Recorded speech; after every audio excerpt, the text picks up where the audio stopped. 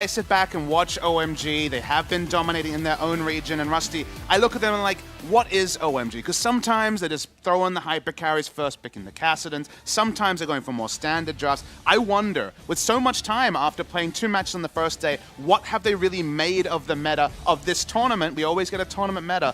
Where do OMG sit on 7-12 League of Legends? Yeah. I love the Kalista ban because that has been the superstar pick for Betty. And I think that's the best place to kick this one off because so far, so good for OMG, but their drafts have always been a place where they can get exposed. Works domestically, does not work internationally. You could say the same thing about the whole team, depending on what the result is here. If they go 1-2, then the queries will definitely be there even if they come into Worlds. Last ban, you fill it in. It is the Zac. A lot available. Could just be the Elise for Jekko as a first pick. You'd have to feel that could be the case here, Papa. No, just kidding. We're back Welcome to to the LPL. When in doubt, lock in the Cogmore. Classic SMLZ. Very happy that he's going to be piloting this pick, but yeah, I mean, what can we say? That's a classic LPL. So, I mean, the first 2 games that OMG have played at this tournament, Cogmore was banned from him every single time. They don't ban away the Zac or the Galio on blue side. They do leave that to the FlashWolves to get rid of, and they choose the Caitlyn. So smarter stuff here from OMG in that respect. But they'll still first pick the Cogmore and just leave us wondering why. And kind of, I looked at the FlashWolves draft where they were early picking MMD on Fiora. Remember, they won with MMD on Fiora despite him being known as a tank role player. Was that about the Fiora split push? No, it was about the pressure drawn by the Fiora as they were able to overtake the vision game of WE. And FlashWolves kind of do the math and they say, okay, Rumble's banned. We'll just opt into the Renekton for lane pressure. It also is the Korean favorite, the Renekton Elise. A lot of top lane focus potentially coming through here, and I wonder where Jiang, who normally is on the defensive side of the coin, what he'll make of this first round draft. At the same time, there is still a Rek'Sai available if OMG wants to lock that in now before we get to the next phase of bans. Otherwise, you have to feel that FlashWolves would take that one away. Lulu's going to get locked in very early. Lee Sin's still available if Jericho wants it, but we've already got the shield setup going for SMLZ in the bot lane. And Lee Sin adds that little bit extra flavor in protecting a Cogmore or disengaging as well, opposed to the Rek'Sai, who's more about the vision control, the neutral objective, so it is an option. But do FlashWolves just cement an early game comp, or do they go, okay, crap, they've got Cogmore and Lulu, we know what those things do. Match it. Do you start taking away things like Orianna? I mean, the Corki would definitely send that through. But there was a potential. If we saw something here drafted from OMG that wasn't a mid laner, you could see an Orianna draft and start banning things like Karma. Already feels like OMG, they have a strong duo for the Cogmore to excel, but they have the Corki as well, so it could be the double AD and more about the turret pressure than necessarily a full-on protection. And again, we mentioned this in the last game. Corki, really good bridging moments, can help actually alleviate some pressure, maybe get that Focused Cogmore on the Corki, Cogmore over items. here, sleight of hand, here comes Cogmore, 3 items, goodbye. Exactly. Yeah, it's a possibility. At the same time, Maple will lock into Leia for himself, now into the second phase of bans, and that means that no jungler got locked in for OMG just yet, so we could see a couple bans flying Jericho's way. Of course, Lee Sin and Rek'Sai available for him, Papa. Other option is to protect Renekton a little bit. You could see something like a Kled ban come through just to try and start protecting, but they will actually go for junglers nonetheless, banning away the Rek'Sai. A controlled jungler to give information to allow scaling to happen makes some sense, and it's awkward that it's on OMG's side given how good 5 was on Rakan, but no Rakan going to be coming through either. You've actually got to wonder what the second ban from the FlashWolves will be. If they get rid of the Rek'Sai, are they still concerned with other junglers, or is it just because Rek'Sai is the answer into Elise specifically? I feel like the role they're banning may shift here, but no. Yeah, actually double bans towards the jungle. They completely just want to remove the shield comp from OMG's hands, taking away the Ivan as well from Jericho. But then they're still kind of giving over Gragas. That does fit very well when it comes to disengage and engage around a Cogmore. So I don't feel like they got the maximum value out of bans here specifically around the jungle role. They could have just tried to provide some protection for MMD. The Kled, for example, would have been an obvious one, but instead went completely around there. So curious to see where FlashWolves want to go. And the next round, the Ezreal would be an Olden, but not going to be seen here, you'd imagine. You'd have to think that wouldn't be the case. Well, multiple bans aimed at Sword Art as well. That was a Rakan and a Braum to round up the bans there from OMG. So feel like those are a little bit more impactful for certain. Now, FlashWolves do get their pick of the litter now for the AD carry pool and their support if they want to lock it in right now. They certainly need to find themselves. I am curious that they have gone towards this. We have seen some successful, some very unsuccessful Jins running around in this tournament and just throughout all of the regions at the moment, but they lock it in. They haven't got the support for themselves yet. So whilst they still know what the bottom lane is of OMG, They're going to try and find the counter in the 2v2 for the composition of OMG, though, specifically. You're expecting tanks to be seen now from this roster to round them out. I think the Kled, the Lee Sin are the two obvious choices. I already saw them consider the Kled. They decided they wanted a bit more information and were going to commit to the Lee Sin. I follow your logic in that the Jhin does seem like a bit of a non sequitur after the first 3 picks and the focus they put in the lanes. They kind of need a Karma, someone to help with the pushing to allow them to have any sort of pressure bot lane. And it kind of looks a bit like a free lane for Kog'Maw unless multiple people are going to keep rotating through the bot side. There's a possibility. Got the Elise early ganking jungler at the same time Talia when she hits 6. There is the possibility there. Kled will round out the composition for Xiang and OMG. Though this would definitely accelerate it, and Blitzcrank will be the lock-in from Sword Art. Now, you feel excited about that into the Corki and Kog'Maw, but invariably you could also be providing initiation. Even the Lulu can just be an AoE knock-up with a self-wild growth. So they're just hoping that they can get early priority, which admittedly they have Renekton and Talia. And there's a bit of a timer on this game because if you follow the logic of taking the winning lanes, pushing in, getting a couple of kills, getting those control wards down, Blitzcrank coming out of the darkness is even more scary than a Nocturne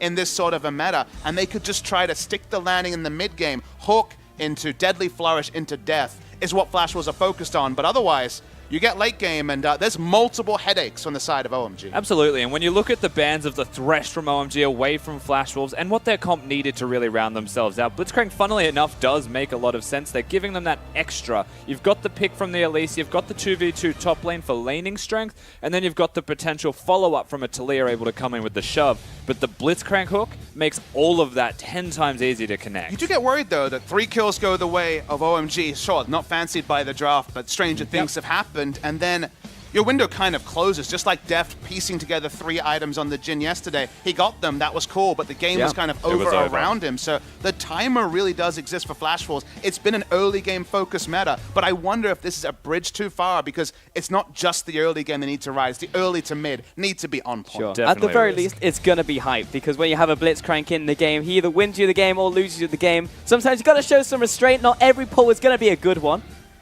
It's all about that pick of destiny. Tenacious D had it right. So I'm excited to see if he's on point in this particular game. Sword Art can be the master. So often he has been the triumvirate alongside Carson Maple. LMS fans have been denied seeing all 3 of them on the Rift. We get them this time. All right, we get to see what they have in store for us. We get onto the Rift for OMG and FlashWolves, the second game today. And every single game will matter for both of these 2 regions because the first win went over to China. That's why you say every single game. There's not much more latitude to have any more slip-ups. If you think about it, J-Team and FlashWolves, the best of these teams were the best of any LMS teams at this tournament in terms of performance. They're trying to stack the deck. They're having them both run out and relying on Machi and also AHQ to bail them out is not the strategy the coaches would have come up with when they chose this draft order. Yeah. And I mean, this basically has to be a FlashWolves win right here. When you send out your first seed against that 4th seed in from China, you're expecting results. I mean, 100% that's the expectation, yet at the same time, we can talk about the seedings, we can talk about the potential strength, and we know that the LPL is really hard to tell because they're in 2 different groups. OMG were undefeated in their own groups. Are they really 4th seed, or was that just a spring split outcome? And we know that Maple Casa and MMD have so much early priority with the 3 champions they have. We've seen level 2 Talia roams and Elise Renekton, one of the CCs, come in, death ensues. There still is a lot going on for FlashWolves in the early game. It's just that awkward spot where it's like, I know you have the strong drop, but you need to land it. You need to get the maximum. Otherwise, you start getting headaches. Lulu Kog'Maw, people have had PTSD about this duo for years given its competitive viability. And it's right here, right now. You know, the cool thing we mentioned about the top lane having a really strong 2v2, we've seen that and we've seen it proven. But when you bring an Elise down to this bottom lane with a Blitzcrank, you don't necessarily need to hit the hook. You can hit damage. You've got the Jhin W, the hook, and the Elise Cocoon as options once damage has been cemented. It's kind of like that Thresh who has the flame to the W combo, because then you can follow up with the rest of the meaningful crowd control. It is super potent against the Kog'Maw and a Lulu. Following the path thing, it is Elise starting bot side and going towards top, so probably not going to be any level 2 priority. You could understand going for a couple of camps, Rift Scuttler into bot lane gank, following your logic, Rusty. But experience, Quinn. Not going to be that happening here. Yep, there's the level 3, and it will be coming down to meet Maple, ward over the wall as well, seeing if they can get that information away from Jericho, just in case he maybe slips into that mid lane looking for a cheeky gank. and put Icon on the right foot, but it will be Karsa taking away that grab, heading into the jungle. Again, spotted by a nice ward there from Jericho. Oh, hooks Oh, on. the hook lands. It's good onto 5, the lockdown as well, but apart from that, Betty will want to back away from here, has burnt the 4th shot, and SMLZ put down the hurt. It's actually a pretty good trade for FlashWolves, even though Betty loses more health than the other side, because he is going the boots build. He has 4 potions, not biscuits, but potions in this game. So when it's a very low regen build, it is SMLZ jumping back on the Doran Blade hype train and just a single pot. When it does come to regen, SMLZ has to be that much more on point. Exactly. And also landing the early game hooks gives you a bit of confidence for the God Hand to strike true See, you later say into that, the but game. I'm a big fan of just missing them horribly in the early game, then getting your eyes False in. sense of security as well at the start of the game. Think you can see dodge them or get confident.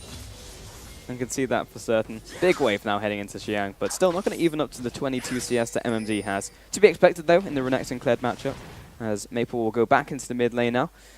And it's pretty much just laning against Icon. Very even CS. MMD, again, putting these deep walls and you're literally lighting the top side of the map up. And you know, one thing we saw earlier, as Jericho's looking towards the bottom lane, it all relates towards that vision, is the Lee Sin path from top to bottom, starting at the blue, warding out the Elise. FlashWolves, they put effort into finding him if he was looking to invade the red buff from there. So kind of both aware of each other, as Jericho is now nicely trying to corral these minions into the turret to let a reset occur.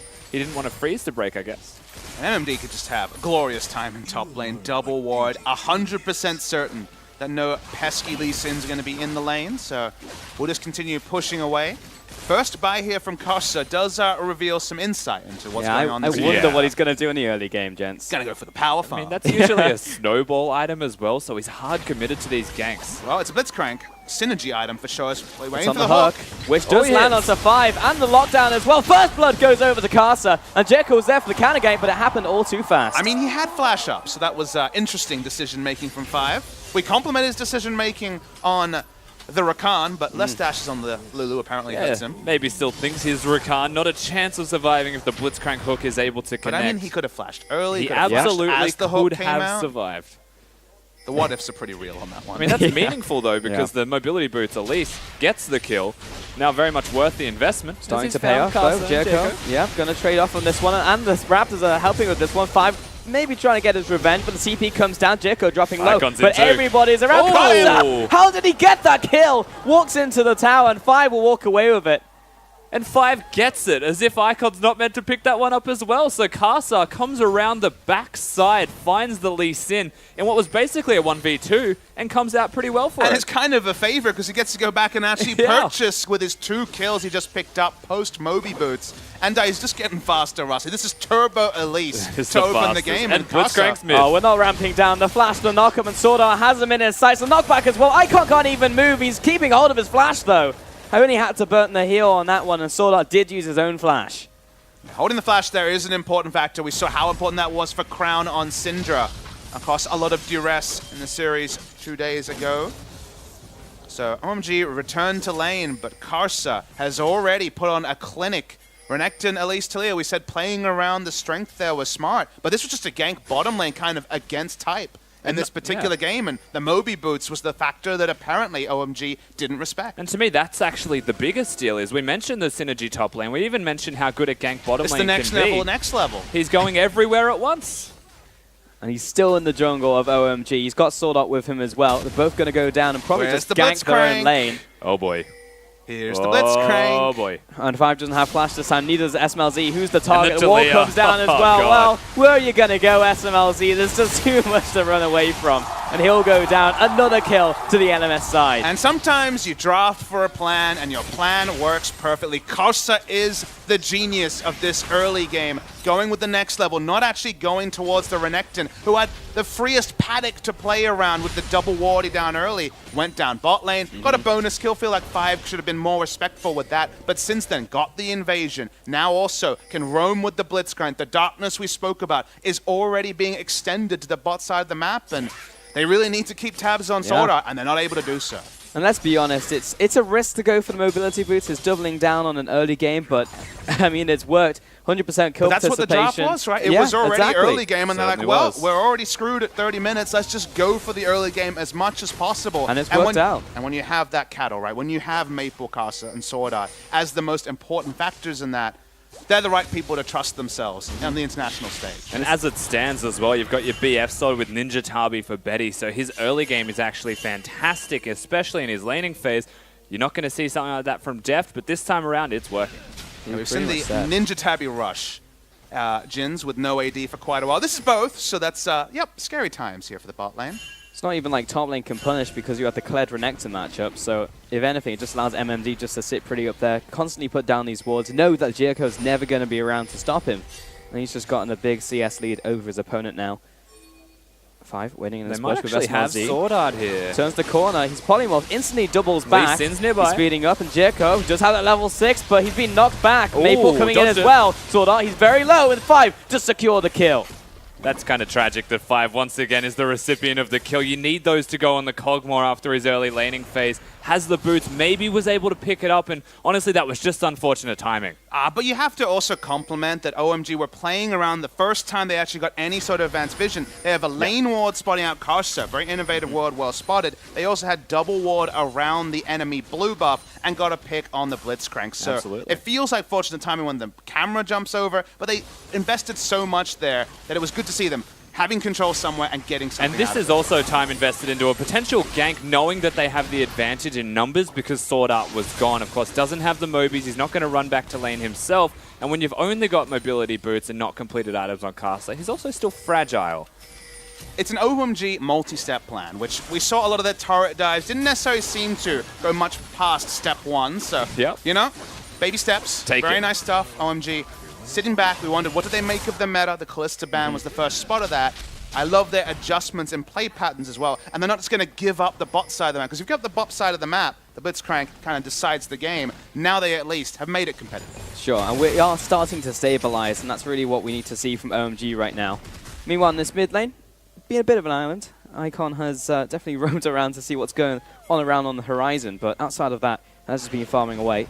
And see Jericho on this bottom side, kind of being pushed out of this jungle here alongside 5. This is the big roam potential. When Talia's got the weave as well, when Elise gets into the red side jungle, they can attack the Cogmore lane. And smartly, of course, Jericho's nearby on his Lee Sin, but you have to wonder how much of an impact that can even have when there's 4 down there to lock him out of being able to help at all.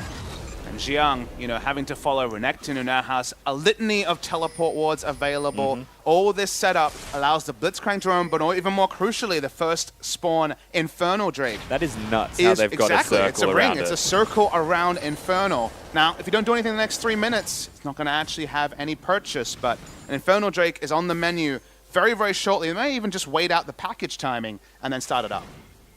Just play this one a little bit more patiently. MMD is, again, just having a field day top lane. I imagine he has a lot of gold in his pocket as well, given he only has the Phage purchase so far, and he's got 100 CS. Comes to assume so. Xiang will take this opportunity to get a bit of a trade there down to MMD, but honestly, it's not anything to write home about at this point in time. I am looking at Icon, who is currently sat in the bush, but he's taking a ward, getting his blue buff as well. Again, spotted out by FlashWolves. And literally, they have vision everywhere. The fact that they have this vision in the bottom side and that ring that you were mentioning, Papa, and the top lane, quite astounding. All right, Icon. Now he's in a bit of an awkward situation. That was a good flick. Now forced the flash out as well. He just wanted to use the package. Well, it's probably Infernal time now, given that the flash is down on the corking and everything else is pretty much set up. Lee Sin is contesting around the area, but we already know the vision was placed earlier. No control ward, though. Apart from Renekton means there will be some vision. Oh, I tell a lie. I mean, funnily enough, that was the recklessness you expect from Icon. That can be great or it can be tragic. I loved the Caster was nearby as junglers. They're vying for ward for position. Blitzcrank's always nearby. The buff started here by Lee Sin, so this should be the window for Karsa. Very happy to 1v2 with Blitzcrank out. They're respecting here, given they haven't got any tri-brush vision. Only now 5 will walk up.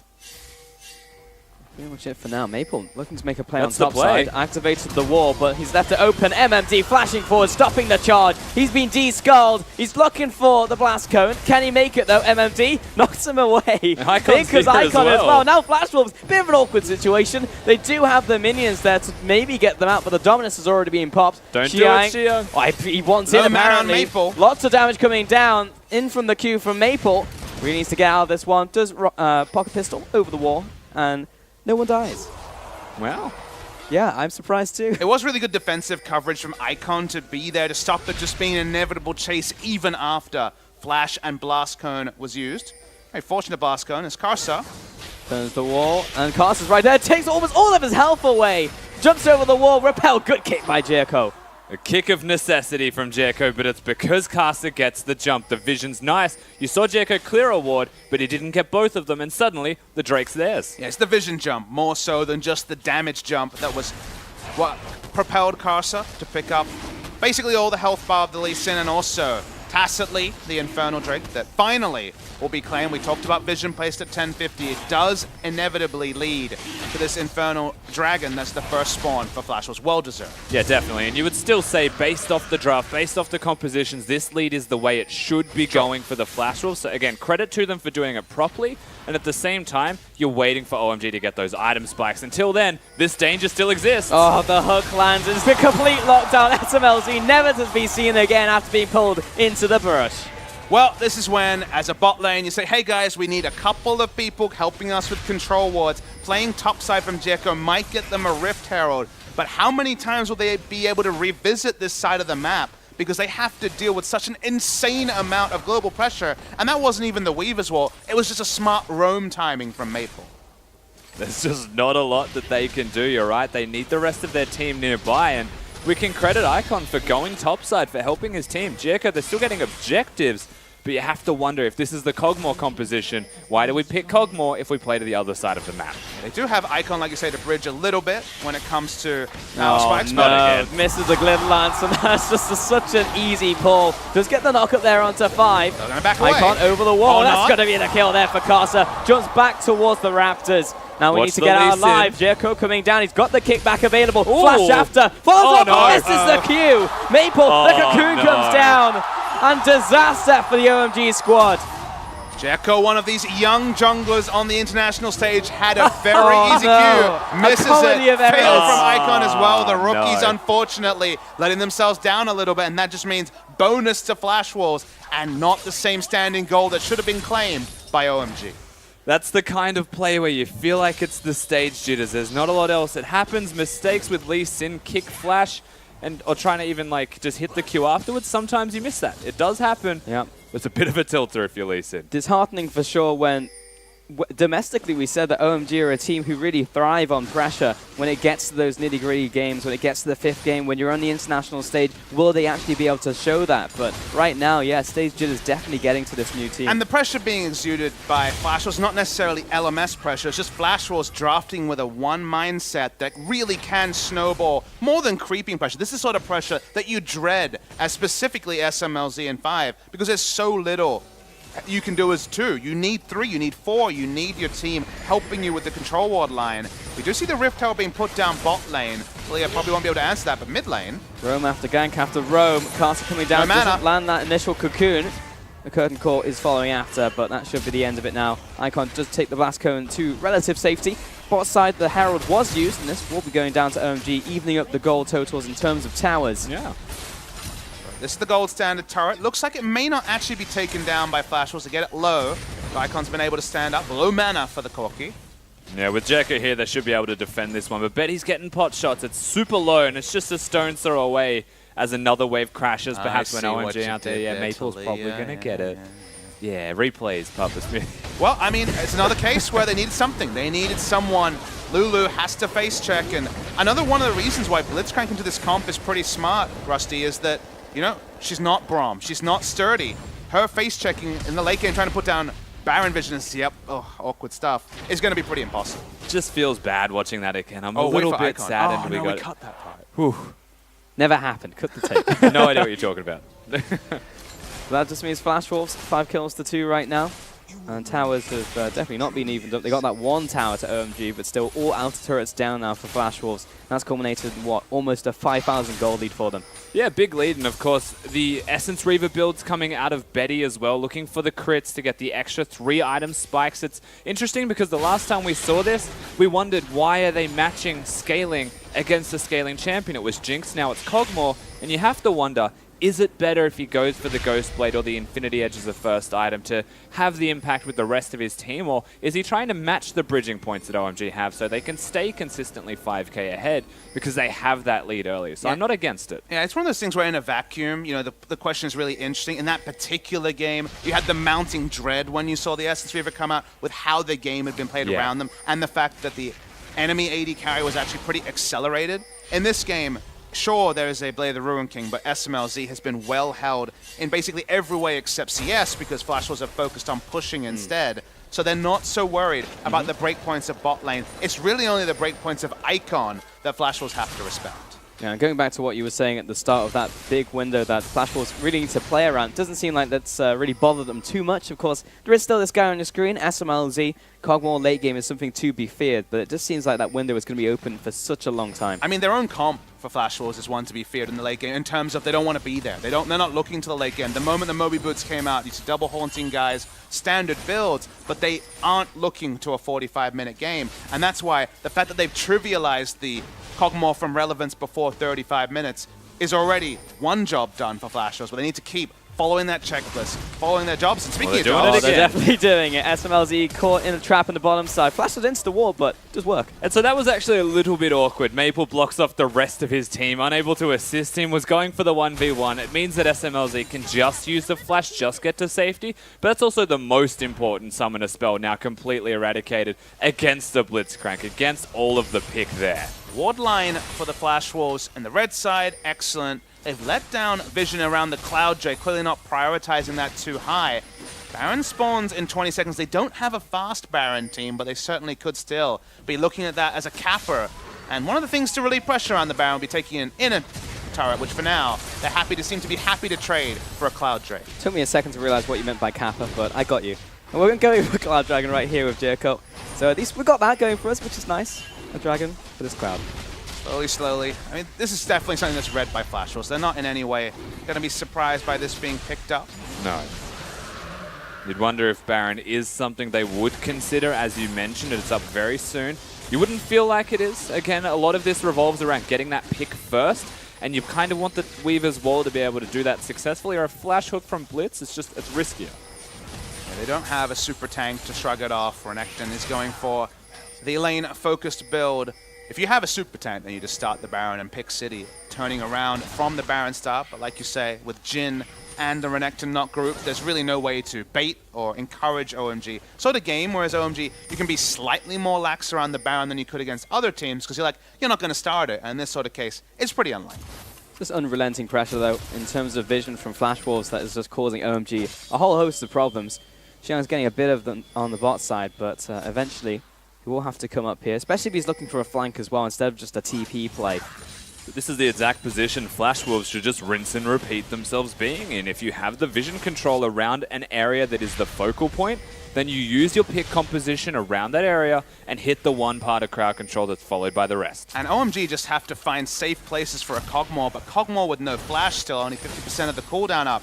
They're finding it really hard to baby him to these items that they need as FlashWolves get that extra time to put down a control ward, to push up a minion line. It's actually very much a headache for OMG to get full minion waves onto the Cogmore every time his flash is down. And what's funny is Sword Art by himself, whilst Betty's doing red, Elise is over at the Raptors, is standing in front of the Cogmore, just scaring him, because at any moment, if I don't have a flash and the Blitzcrank does, I can't be within a screen of him. So at the point where he should be safely farming and pushing the wave, he's scared. Is a screen safe enough when the Weaver's Wall is back up, when you don't have flash, where every minion wave is a win condition, it feels like, for a Cogmore who's getting there, who's inching there, is 2,000 gold away.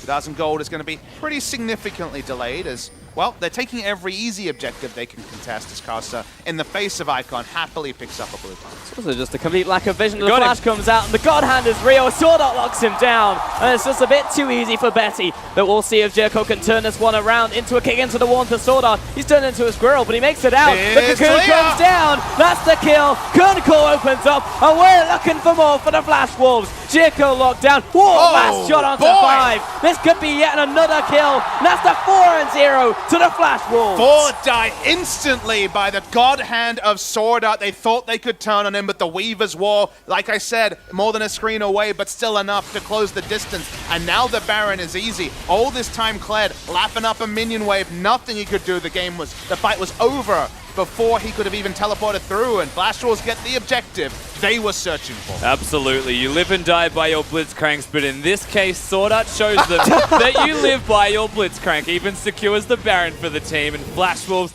well and truly on that pedestal with a massive gold lead for themselves, and most importantly, map control, items purchased. They are so set. I mean, the Go-Go Gadget liftoff after the Baron secure was deserved because you hit this hook, Rusty, and it all lines up. Absolutely right. And with 1 dead, the follow-ups here, and Jericho says, all right, Sword Art, he's killed my AD carry. Let's just take him apart early. Heals by Betty.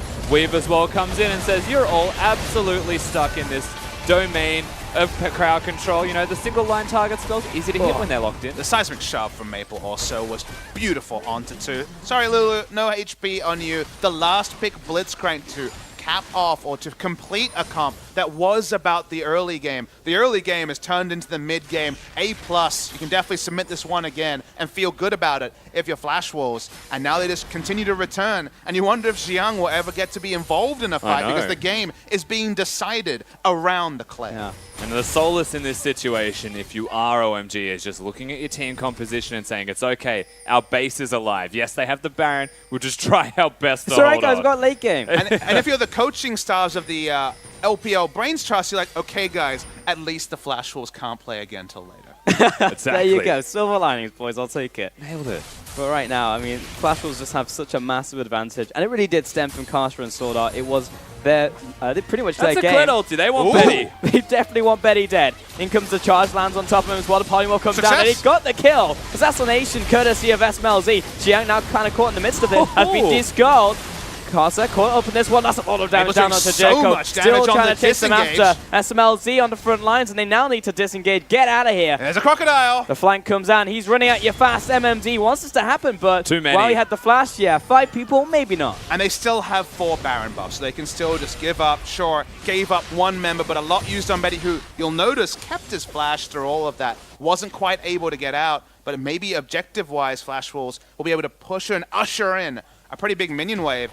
At least take an objective on the backside. Yeah, you'd still say they come out ahead from this, even though they lose their AD carry. It's still opportunities there, still map control present for the side of FlashWolves, and once their Jhin comes back, they can use him then just for the ultimate. He doesn't even need to be in flash range. It was just a nice pick from OMG. Honestly, it's buying a bit of time. And that's the thing, you just nod your head as FlashWolves and you're like, well, okay, we were boned there, nothing we could do. We gave up a kill. But like you say, rinse, repeat. Betty gets to go back to the shop, has the 3 items. It doesn't change the flow of the game because the minion waves, they're still crashing towards the base of OMG.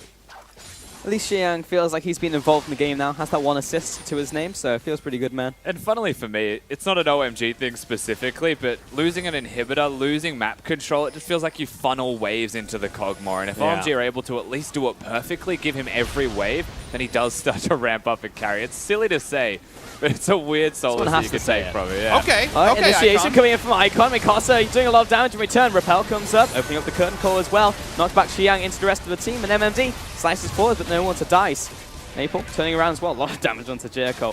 So that will be it for now. So a lot of poke in there, and Icon tried to engage. Icon is a very brash young man, Rusty. He has a lot of emotions that come through, and then he doesn't care. What emotion would you describe Valkyrie into 4 Baron buffs? Carelessness. Is that an emotion? It is now. I don't know what to call it. We call it Icon. Icon is that's his emotion. Play. Here comes the flying out from Xiang, just land onto MMD. Now he's into the back line, but he's completely stunned up. D-Skull, he needs to get out of here. Maple coming in from around the side, and there you go back to your teammate. No worries about that one. Betty going to be on the front line, still doing a lot of damage back towards Icon. He trades the damage, and everyone needs to retreat now from OMG. Yeah, Mabel was trying to usher in a minion wave in bots. I couldn't do that. Didn't use the Weaver's Wall to close distance. An even damage trade with no one going down does start to return to the terrain of, okay. Yep. Rinse and repeat. SMLZ's got flash. You can get some minion waves. The pressure has been relieved. A Cloud Drake off the backside, certainly not going to be anything to write home about for FlashWolves. It's just one time that things have gone a bit awry. But if you see this one more time, 2 more times, 2 items becomes 3, 4 item Cogmore, then suddenly all the great work, the amazing hooks from Sword Art, still could be trivialized just as a nature and a function of the team comp from OMG. And frankly, that's the only reason we're saying this about OMG is FlashWolves. We can commend them a million times over for how they've played the start of this game out, but that impending doom feeling that we may get outscaled. If that was an equal fight, what happens the next time? And it's one of those things where it can be tough to cast these games where teams load themselves up on a single win condition. Yeah. They do it really well. You're like, yes, yes, 20 minutes of greatness. And then they make one mistake, and suddenly the Kled is somehow out-trading the Renekton, who was doing fine before. Suddenly the Infinity Edge is complete on MSMLZ, and all your excitement is derailed because a lot of teams will say, this is what our comp does. Pick comp, but hey, we've got Fiora. She can outscale. This is very much everyone firing. We've as one well mindset. It's nice to fantasize about it, but right now, with the initiation, what was that damage? Kirko just gets deleted. What was that? Double kill over to Betty. SMLZ tries to make it out, but where's his frontline gun? Tries his best to kill Karsa. Maybe Xiang could do it, but Repel gets him away. Absolutely unreal. 3 kills. Hook lands as well. Make that 4 kills to FlashWolves. And Xiang once again left without a team. Not a chance to join the fight, and that was the moment we were looking for the FlashWolves. They get the big team fight. The Weaver's wall. Maple is having an absolute blinder of a game in terms of how he's performing.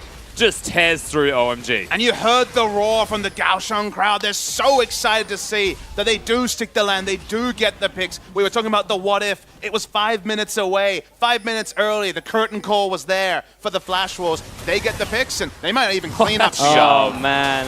And Xiang getting caught on the back end of that. It just went from bad to worse. Could not have gone worse for the lineup of OMG there. Well, you got your wish, Pulse. He's involved in the fights now. It's just He unfortunately already had the assist. He not could have the just way. ended just gone back to base and sat there for the rest of it. At least the KDA's all right.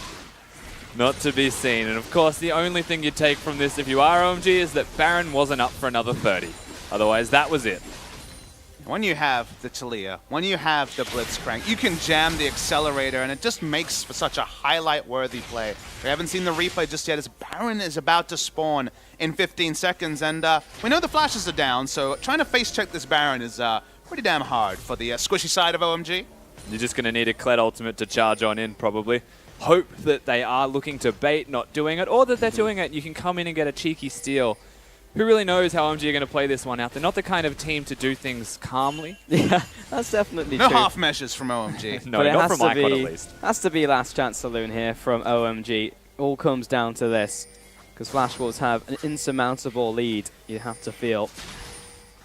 Kog'Maw's actually just kind of chilling in bot lane, hoping against Hope. They actually have spot vision. They know he's there, so that's awkward for the side of OMG.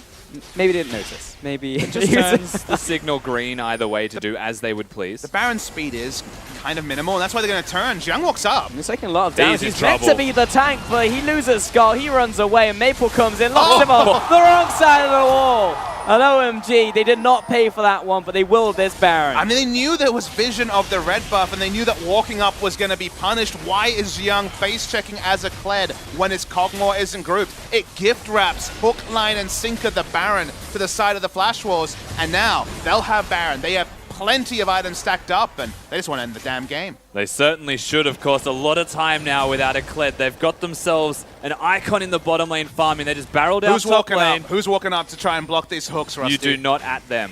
Yeah, this does not look good from here on out. Very, very bleak. Sword Art steps forwards, daring anyone to step up to him. And they have to respect hook flash range as well. Papa.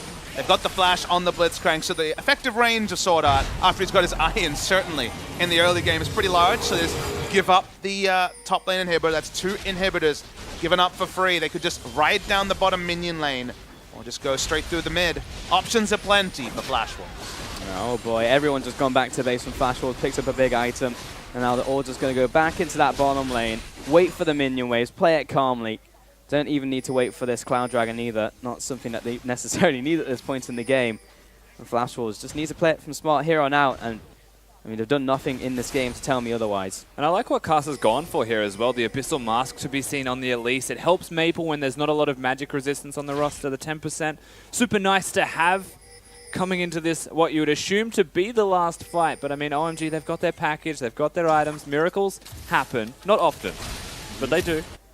Lightning only needs to strike once for something to happen, but I think Blitzcrank's got all the lightning in this game. I don't think it's Yeah. going to happen here. I don't even know what the miracle looks like. Which gods are you praying to, Rusty? The old gods All and of the them, new. many. All of them.